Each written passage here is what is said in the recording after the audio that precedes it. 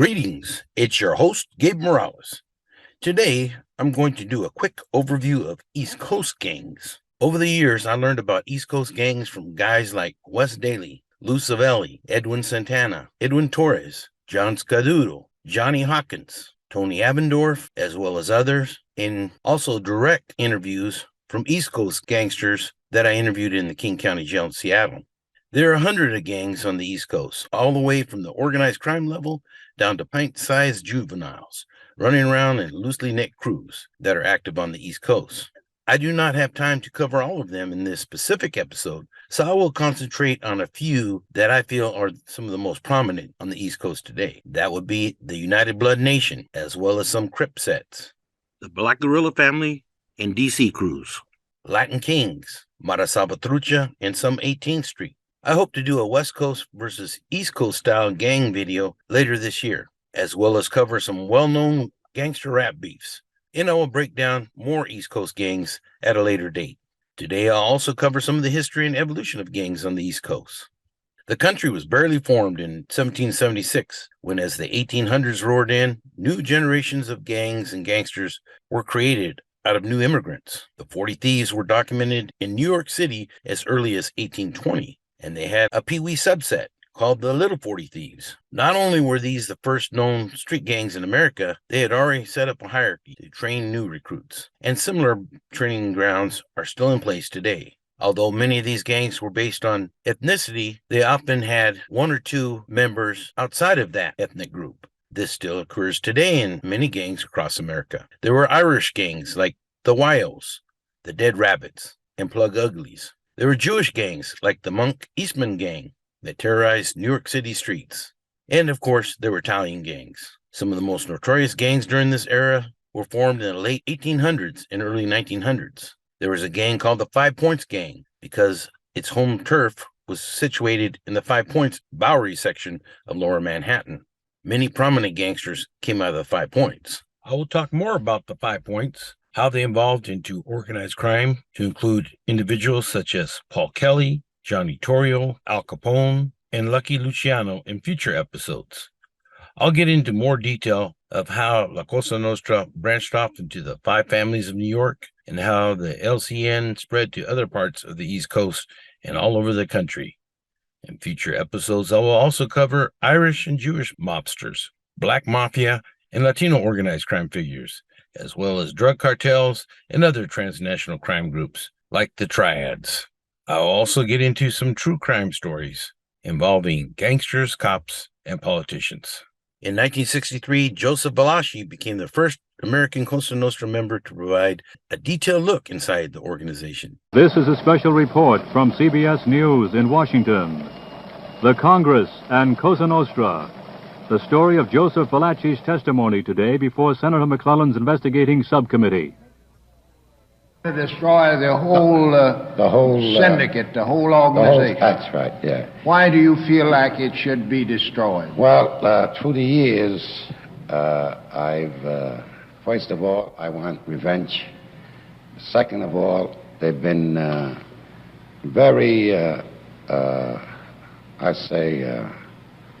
bad to the soldiers, and they've been thinking for themselves all through the years. In other words, all put together. I could put together a number of, so many things that it all comes to all one to destroy them. there are just many reasons that add up to the fact Right. you don't think that such an organization should be permitted to operate, to That's exist. right. Is that correct? That's right. As the senator put it before, what did I get out of it? What'd you get at? Nothing but misery. As you all understand, once you're in, you can't get out. The Mafia is still around today and currently most active in the northeastern United States, especially in New York, Philadelphia, New Jersey, and other parts of New England, such as Boston and Providence. But today, other ethnic groups have often filled the void. In the 1940s and 50s, we started seeing jacket gangs. These gangs came out of New York and Chicago and other places. For a good history of these groups, I suggest reading Chicago Gangs, Beyond Folks and People by Joe Sparks and myself. Like I said, a similar street gang evolution happened in other cities, as is shown in this video timepiece. 62, there was like a baseball team, and they had to name the ministers. And I started growing up. And then I heard of the Black Spades, and they had their name and their center pads. So we were looking through comic books and things, and we found a skull that we liked, and we placed it in the back of our jackets. It looked nice. And like, now we're proud of what we're wearing, because we help, you know, we like the colors. Show me your jacket. What's the significance of these? Well, we wear them so people know who we are, and like, we try and help people, you know, with these jackets. We try and protect ourselves with them, like they know who we are. What's the significance of the picture? Well, tell me what's on there. That's a skull, a hooded priest, like he's dead. And there's nothing left of him but a skull. And his hood dropped down because there's nothing holding him up. And a burning cross in the back. Okay, now. Because this is a white community, you know. We need something. We're on. Okay. Tell me about the initiation. Like, it's not like we don't really initiate anybody. Like I said before, like you learn a thing, you learn a lot of different things, but it depends on what type of person you are. Like we have meetings, council, and we just talk. You know, we find out why you leaving and all this here, because like we let this dude go scot-free, man, because he was right on member, just like that. Now, do you have initiations or don't you? Oh yeah, yes. That's what I want to know. Well, we got initiation for out. A $25 fine, or you get beat up. If you don't pay $25 fine, you know, you get all the members, everybody in the back, you get 2 straight lines. You get to walk through there about 10 times. And then we get hold of your rump with a belt, with the buckle or the chain. And sometimes we use a bat on this dude. He was all right after a couple of months, but you know, cause like he had quit a couple of months ago, and so we had to take a couple of months to catch up with him. Cause we have different pictures of different members, and like we keep in a file. Like everything is going all right, but like it depends on what type of member you are.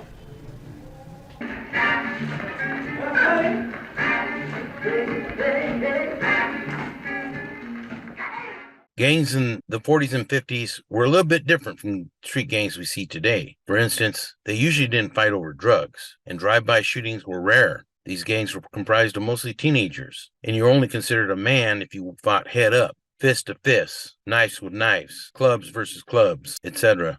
Although drugs were present in New York City and Chicago and other places, particularly heroin in the late 1950s into the 1960s, especially during the Vietnam era, gang wars at that time were mostly fought over turf and hangouts, such as pool halls. And, as still happens today, fights often occurred over girls. As a rule, a typical gang would only stay in their turf unless they were out fighting rivals in their turfs. Fights were called rumbles, and often there were rumbles involving 20 to 50 gang members on each side. They would meet at a prescribed location and get down. These fights are often brokered by their warlords or war counselors. Often these fights would take place at a park or a school ground. The fight wouldn't last very long, a few minutes at most, and the result would be usually broken bones, sometimes unconscious victims, and even death.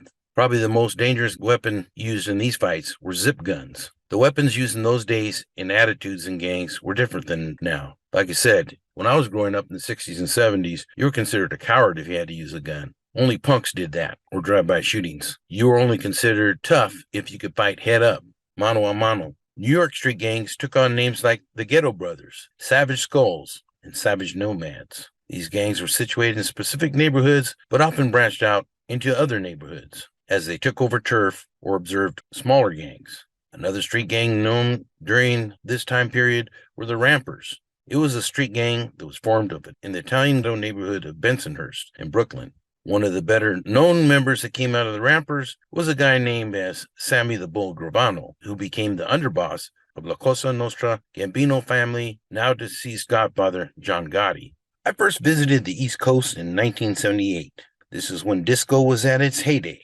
I actually stayed at the very same YMCA made famous in the Village People song. Hip-hop was taking a hold in the Bronx, Brooklyn, and other parts of the Big Apple as a counter-movement to disco.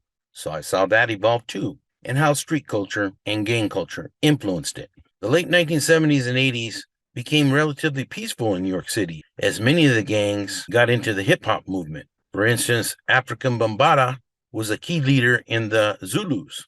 Gang members were often encouraged during this time period by neighborhood activists to battle out on the dance floor. Individuals known for talking smack and a lot of woo were encouraged to become rappers. Graffiti artists were often hired to do murals on businesses instead of subways and public buildings. If you're interested in learning more about this, I did a video on the evolution of hip hop, as well as one on breakdancers and videos on rappers. Many people stereotype all rappers as the same. Not all are gangster rappers. And I've been known to rap myself a few times, as well as write poetry, and do murals, and even have DJ'd and MC'd radio shows. And back in the day, I could pop and lock, but now I'd probably break something for real. But unfortunately, by the mid-'80s to early '90s, crack cocaine had impacted gang violence not only in LA and Chicago, but New York City and other cities along the East Coast. You had individuals like the Supreme Team, McGriff, who was a hardcore drug dealer and gang member. Bloods and some Crips hit the East Coast, in particular, blood gangs that became United Blood Nation. What is interesting to me is in LA, Crips far outnumber Bloods and Pyrus. But in New York and in many parts of the East Coast, Bloods outnumber Crips. Today, many gangs fall under the traditional Latin Kings, Crips, Bloods, Nietas, Trinitarios, Mara Salvatrucha, and other gangs, but a growing trend is money gangs or street crews, which are loosely knit groups. Mara Salvatrucha is a gang that was originally mostly Salvadorian youngsters out of Los Angeles, but now takes in many youngsters from Central American countries and Mexico, as well as others. They made national headlines in 2003 after the murder of Brenda Smiley Paz, who was stabbed to death on the banks of the Shenandoah River while she was 4 months pregnant. Smiley had ties to LA and even Washington State, but then moved to the East Coast. The MS found out that she was a former federal informant, and even though she was pregnant with child, they did not care. She was considered to be a rata and had to die under their motto. So what do I say? Tell him what gang you were. MS-13. What clique? Normandy Locote Salvatruchos, NLF. The first clique in MS. Let's have a goal for the United States. I mean, they have an ultimate plan for MS in this country. They want to be the top gang, the top Hispanic gang. That's what they want. They want to be the one with the most killings, the most murders. This is like the normal one, that's M, and that's the S, 13, 13, 13. For attackings, I guess, officers and other gang members, it's very significant. They take their shirts off. They always go like that, signifying that they're going to get into battle, taking your shirts off. They'll do the stomach for when they're going to shoot. This is when they stab. Later on, a jury in Alexandria, Virginia, found 2 MS gang members guilty of her murder. Increasingly, especially outside of Los Angeles and California, we are seeing Mara Salvatrucha drop the 13 and just put in MS. This is very common now on the East Coast and down in Central America, where they run under La Programa. This former gang investigator from Massachusetts tells us more about Mara Salvatrucha activity in the area. Today we have a returning guest, John Scaduto. He is with the Florida Gang Investigators Association. He has appeared on our show several times, and he's very knowledgeable about the world of gangs. And previously, he had worked up in Massachusetts, I believe. Can you tell us about MS activity in the Northeast? I dealt with MS in Washington State, as well as down in California and Los Angeles. But I know they operate a little bit different in El Salvador and Central America, and they also operate different on the East Coast. Can you tell us a little bit about what you experienced? Yes, sir. As you said, I was the captain with the Suffolk County Sheriff's Department in Boston. Primary duties are correctional facilities, transportation, etc. And I've always worked security threat groups, gangs, throughout my whole career. So we started to see an influx as far back as the late 90s coming into the correctional facilities, but most of them were identifying as Sureños, which were not that common in that part of the country. As we started to see the Sureños, we're documenting them, we're learning more about them, you guys, etc. So I definitely reached out throughout the country because no way were we even close to being experts. When our numbers, and I should say their numbers, MS-13 gradually increased. Once they had significant presence on the street as well as inside the facility, they now said, hey, we're Mara Salvatrucha. In fact, our cliques of MS-13 in particular, a section of Boston known as East Boston, were still representing as Mara Salvatrucha Stoner. We were getting him in with long hair, AC/DC shirts, Led Zeppelin shirts, Ozzy Osbourne before the transition. So this is how far back we've been dealing with them. Well, right around 2003, my agency partnered up with Homeland Security, and we opened the division with ICE, where we held one up holding about 300 detainees, as well as started to staff the apprehension team, fugitive teams, and transportation teams. That's when we really got immersed into New England wide and looking at how quickly MS-13. And then ironically, I hate to use the acronym, about 18 months later, we've seen a significant increase instantaneous with 18th Street, the rival faction. And I can show you pictures in a couple of cities just outside north of Boston where it looks like California. Wow. Homicides, you name it, we've had it, including, and I still use the old-fashioned teletype in my training. In 1999, the city of Chelsea, Mass. Put out an officer safety bolo, because that's where three of our cliques originated, Metro Boston and Chelsea, that they were looking to shoot a law enforcement officer, MS-13, to prove that they were here, to announce themselves. That was concerning for all of us because Suffolk County did a tremendous amount of detail and buttressing up law enforcement operations in the city of Chelsea. Bring it to what's going on in the past 5 years. There's been 2 multinational and international indictments, which a number of Boston area MS-13 figures were subsequently indicted. And that's where they had the saying that the U.S. Attorney's Office, the control, torture, rape, all of those other words. But they literally had them on audio tape, phone conversations from Massachusetts, Virginia, California, and El Salvador, controlling what was going on. And it reached a crescendo where back in 2005, I gave a speech at McLaughlin Conference in Baltimore. And during that phase in August, summer of 2005, our regional office, New England Regional Office of ICE, led the United States in the number of MS-13 and 18th Street gang members apprehended during that phase of Operation Community Shield, which has surprised us, trust me, because we were up when Washington area was running, Virginia, so some of the typical hotspots in the country, including California, and we made the most amount of arrests and detentions. And that really had a chilling effect on the audience in Baltimore as well, that no part of the country is safe or isolated once they get in. Yes, so MS-13 is known for being transnational, very active in hotspots, as you mentioned, California, the Washington, D.C., Virginia area, and Central America. And as you said, they're all up and down the East Coast, they're all up and down the West Coast, as I well know. I appreciate you sharing that information with us today. And you take care, sir. You too. 18th Street was formed in Los Angeles, but does have members in Boston, New York City, and other parts of the East Coast. But whereas 18th Street is far bigger in LA than Mara Salvatrucha, it is the opposite on the East Coast. Mara Salvatrucha far outnumber 18th Street on the East Coast. I'll probably do a separate video on Mara Salvatrucha and 18th Street operations in Central America at a later date. United Blood Nation also broke off into different factions, as this New Jersey gang expert explains. Between 1986 to 1993, the Almighty Latin King Queen Nation was in full control and was the dominant gang within the prison system and in the streets.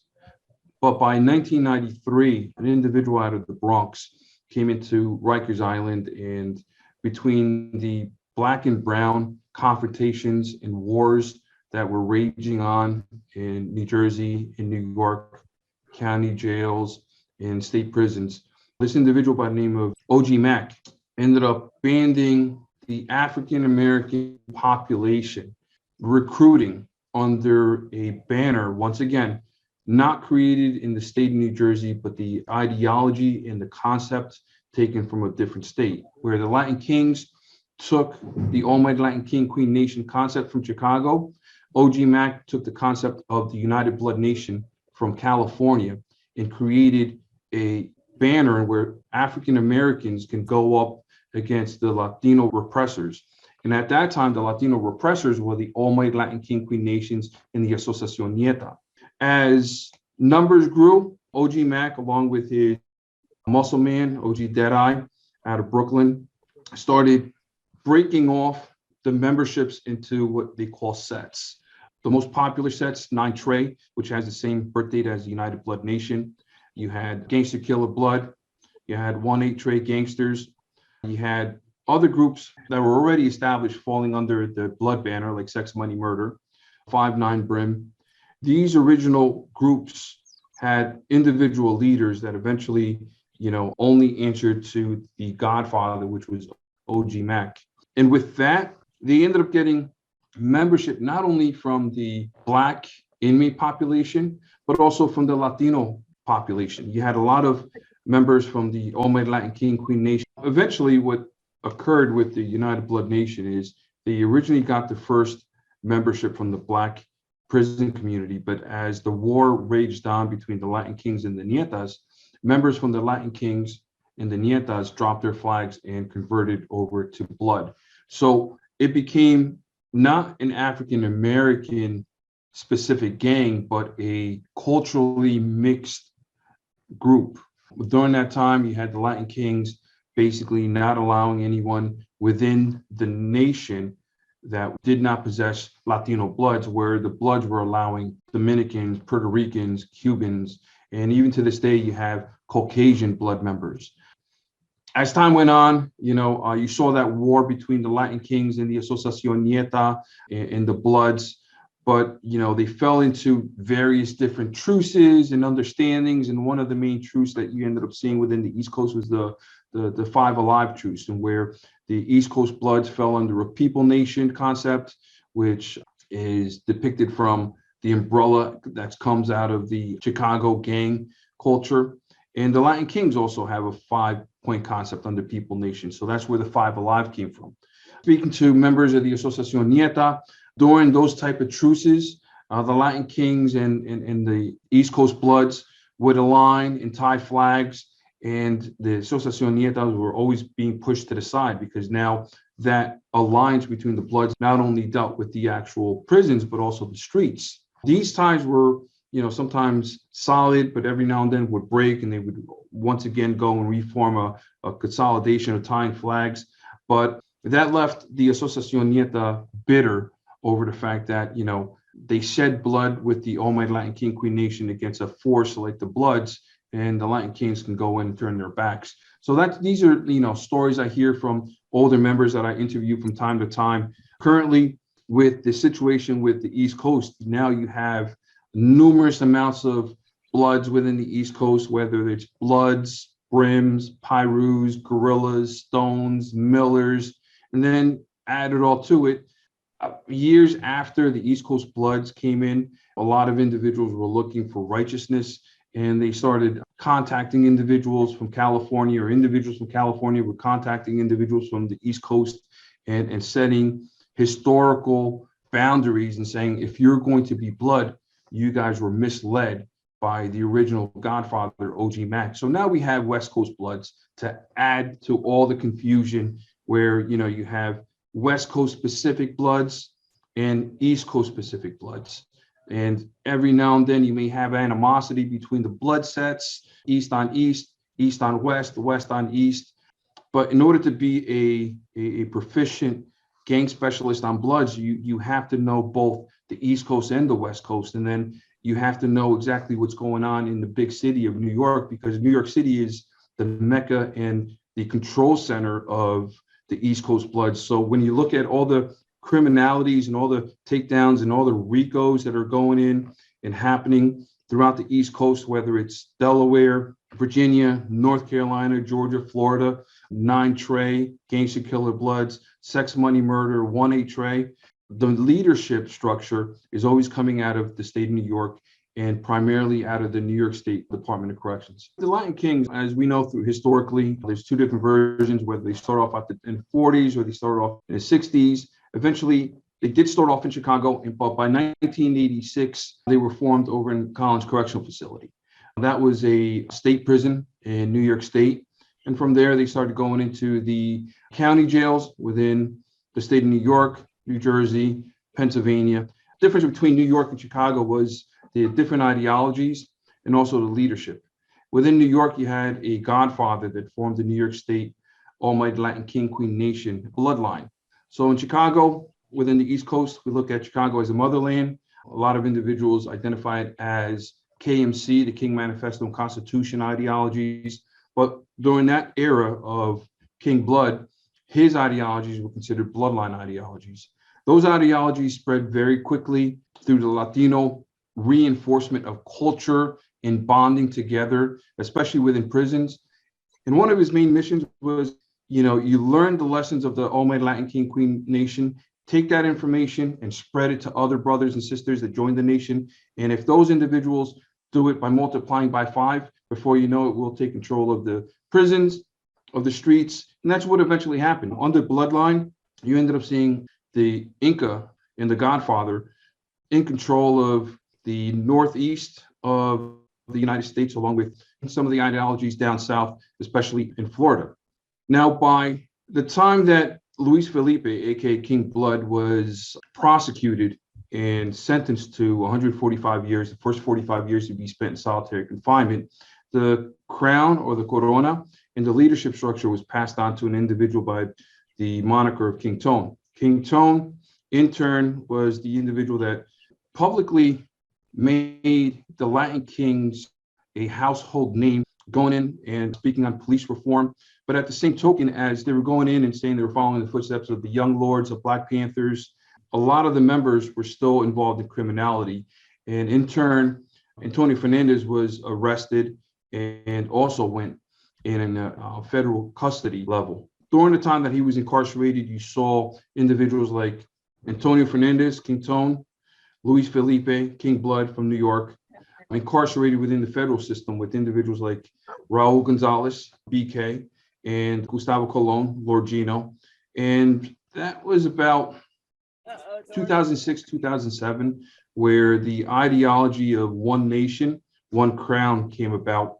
And during that time, law enforcement within the East Coast and throughout the nation or throughout the world started seeing that the bloodline lessons were slowly fading away, and those individuals are now picking up the Chicago ideology. And that's where we stand today. A lot of the Latin Kings that you do meet, a lot of the Latin Kings that you do talk to, follow the Chicago ideology. You do have some old timers out of New York that still follow the King Blood manifesto and the ideology, but that's secondary to Chicago. This former gang investigator employed in Prince George's County, Maryland, tells us more about gangs in his area. So previously we have heard you talk about Chicago gangs and LA gangs, and tell us a little bit about East Coast gangs, some of the differences that you have seen out there on the East Coast. Okay. When I joined the Prince George's County Police Department in 1989, and once I got myself acclimated to work in the streets, there was a drive-by shooting on Southern Avenue, and I was still with my FTO, and we responded, and witnesses said that the shooter threw the gun. Well, having worked numerous drive-bys in Los Angeles, gangsters don't throw the gun. And so I got out of the vehicle and started walking along my curb and found the gun. And I had to explain to folks that this was how gangs do drive-bys. And I started seeing things that I knew people here in the DC area denied. They denied they had gangs. But growing up in the city of Chicago, we knew about DC gangs back in the 60s and 70s. So these gangs kind of formed a foundation in the DC area. And I went to my sergeant and asked him if I could do some research. And he ran it past the chief, and the chief gave me his blessings. And before I knew it, I was on the governor's executive advisory council, updating them on what I was seeing inside of Maryland. Now, they're still denying at this stage. And it wasn't until one of my coworkers and we were on our way back to the station, heard a call about a domestic at a hotel. We were down the street, so we took it. When we knocked on the door, when we walked in, there were about 3 or 4 girls in there, and there was this one dude sitting on the bed, and he was wearing jerry curls. Well, jerry curls weren't big in the DC area. And all of a sudden he looked at me and he said, Deputy Avendorf, I had locked this dude up in Los Angeles. He's a Crip. And we had a long talk. Took the girls with us, and he had brought them out from the West Coast to prostitute. And he was telling me about what he saw here in the DC area, about how the Crips and Bloods were trying to ink their way into Maryland and Washington, D.C. and parts of Virginia. Washington, D.C. has a unique set of gangs. They call them crews and they call them mobs. And it's the same thing, Gabe. And they're all gang-fueled, drug-fueled, territory-fueled. So a lot of these young gang members are doing carjackings, armed robberies. You might have read where a member of the Washington Commanders was shot. They tried to carjack him. They shot him in the leg. They don't care who you are. They will take you out if they have to. Sounds like to me that there is some similarities to LA and Chicago, but they're also unique. You had mentioned the Black Guerrilla family in Baltimore. Now, I understand that a lot of those guys then go to the Maryland DOC or Maryland or Baltimore City Jail. But for the DC crews, because it's a federal government area, those guys go straight to the Bureau of Prisons, don't they? Right. Yeah. DC is a federal jurisdiction. That case I was talking about with Don Ledane, we made sure that our target crossed the Maryland DC line, and he actually got stopped in DC. So we got federal time, So and as you well know, the federal time, there's no parole. So a lot of the gangsters try not to get caught in DC. They commit crimes in DC, but then they come over to Maryland, or they go to Montgomery County, Maryland, and stuff like that to try to get out of the district. Understanding East Coast gangs is not as simple as one might think. Like I said, there are some differences between West Coast gangs, East Coast gangs, gangs in the Deep South, and gangs in the Midwest. But there's also some common themes. Later this year, I will be releasing a book on East Coast gangs. This is a project I've been working very hard on for several years and decided that it was way past time to finally put it out. So stay tuned for more information on that. I am also in the process of recreating my website for gang prevention services, which will feature live trainings, gang news, as well as information where you could buy my books and links to gangsters, cops, and politician videos, plus links to other great resources. And so I hope you enjoyed the short episode on East Coast gangs. Like I said, I plan to break them down further in the future. I hope you continue watching and support this channel. This is Gabe Morales signing off for Gangsters, Cops, and Politicians.